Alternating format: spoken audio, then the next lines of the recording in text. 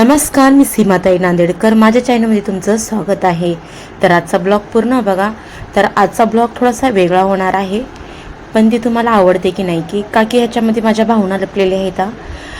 हे घर आता मी सोडताना मला खूप वाईट वाटायला लागले, का की ह्या घरामध्ये माझं अशा खूप काही घटना झाल्या आता की ह्या घरामध्ये मी स्वतःला संपवायचा सुद्धा विचार केला होता.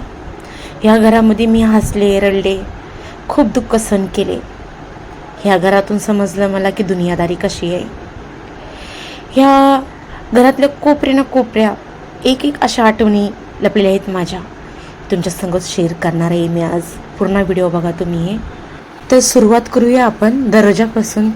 पहिल्यांदा मी ह्या घरामध्ये आले होते तेव्हा ह्या घरातून एंट्री केली होती. मला वाटलं माझे दुःखाचे दिवस गेलेत. ह्या घरामध्ये आल्याच्या बाद सुखाचे दिवस येईन असं विचार करून ह्या घरामध्ये एंट्री टाकली. मी या घरामध्ये राहायला सुरुवात केली. ह्या घरातल्या हर एक गोष्टी, हर एक भीती अशा काही आहेत माझ्या आठवणीमध्ये.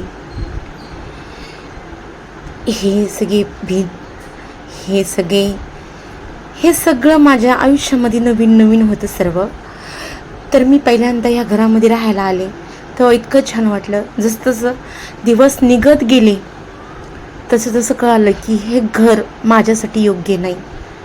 तरी पण आज खाली करू, उद्या खाली करू असं करत करत मी पोरांचा विचार केला की पोरांची 10वी आहे, आपण ह्या वर्षी नाही पुढच्या वर्षी खाली करू. असं करत करत मी ह्या घरामध्ये 4 वर्ष काढले. 4 वर्षामध्ये आमच्यावर 5-6 लाख रुपये कर्ज झालं. नवरा बिमार पडला, माझी कामं सुटली, घरामध्ये पैसे नाही राहिले, खायला प्यायला आम्ही तरसल्या. पण टायमावर मी भाडं, लाईट बिल हे सगळ्या गोष्टी दिल्या. पण हे घर जेवढं सुंदर आहे ना तेवढं अनलक्की पण आहे माझ्यासाठी. तुम्हाला विश्वास नसणार, ह्या घरामध्ये आल्याच्या बाद भरपूर अशा काही गोष्टी झाल्या ते मी तुमच्यासोबत जास्त शेअर नाही करू शकत, या दाखवू नाही शकत. तुम्ही विश्वास नाही करणार की ताई एवढी म्हणताना दुःखात असून सुद्धा कशी हसू शकते. हे ज्याच्यावर बीतते त्याला समजते की दुःख काय असेल, किती काय सोचले. मी विचार केला की ह्या घरामध्ये आल्याच्या बाद माझं आयुष्य बदलणार. पण माझं आयुष्य खरंच बदललं. कशामधून बदललं की आमच्या पाठीमागं एवढी दलिंद्री लागली ह्या घरामध्ये आल्यानं. ह्या घराला नाव नाही ठेवत मी. ह्या घरामध्ये आल्याच्या बाद मला समजलं की ह्या घरात बरकत नाही. हे घर आपल्याला योग्य नाही लागलं. मी पहिलं मुलुंडमध्ये राहायची. एकदम कसं तरच घर होतं. घरामध्ये त्या उंदरं होते, कॉक्रोच होते, भरपूर गोष्टी होत्या. पण ते घर खूप लक्कीचं होतं.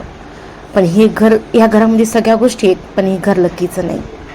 मी तेव्हाच निर्णय घेतला होता सोडायचा. पण माझ्या लेकरांच्या भविष्यासाठी मी हे घर सोडलं नाही.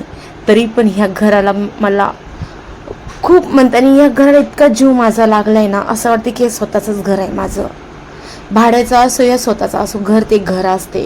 आपण राहतो त्या ठिकाणी आपलं स्वतःचं म्हणूनच राहतो. तरी पण हे घर कसं का राही ना, हे घर मी माझ्या हातानं मी ह्या घराला सजवलं आहे, निर्माण केलं आहे. म्हणताना हर एक गोष्टी मी ह्या घरामध्ये ठेवल्या. आणि ह्या घरामध्ये माझ्या खूप काही अशा गोष्टी आहेत मी शेअर नाही करू शकत. असं आहे, माझ्या या घरामध्ये खूप काही घटना घडल्या, तुम्हाला विश्वास नाही हो. तरी पण ह्या घरामध्ये राहायची माझी अजून खूप इच्छा आहे. हे घर कसं का राही ना, पण ह्या घराचं ओढ लागली मला. हे घर किती का आणलं की असं, पण या घराची ओढ लागली मला. असं तुमच्यासोबत पण झालं आहे का? नक्कीच कमेंटमध्ये सांगा. आणि मी कोणाच्याही घराला नाव ठेवत नाही.